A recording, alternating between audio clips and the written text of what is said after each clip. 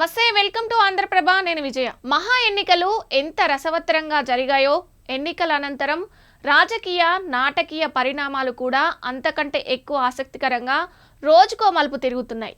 ఇంకా ముఖ్యమంత్రి పీఠంపై ఎవరు కూర్చోవాలన్న విషయమే స్పష్టత రాకపోవడం, ఎవరికి వారే ముఖ్యమంత్రి పీఠాన్ని అధిష్ఠించాలని పోటీ పడడం చూస్తూనే ఉన్నాం.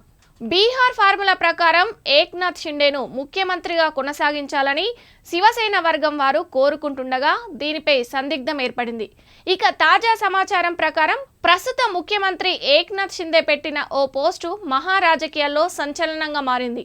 అదేమిటో తెలుసా? ముఖ్యమంత్రి రేసు నుంచి తాను వైదొలుగుతున్నానని, ఇదే నిజమైతే ఎందుకు, లోపల ఏం జరిగి ఉంటుంది, తనకు తానుగా ఈ నిర్ణయం తీసుకున్నారా లేక ఎవరి ఒత్తిళ్లకు తలొగ్గారా అనే అనేకమైన సందేహాలను తావిస్తుంది ఈ పోస్టు. ఇంకా ఏక్నాథ్ షిండే తనపై ప్రేమతో వస్తామని, తనను కలుస్తామని అనుకుంటున్న సంఘాల వాళ్ళు రావద్దని, గుంపులుగా గుమ్మిగూడవద్దని విజ్ఞప్తి చేశారు.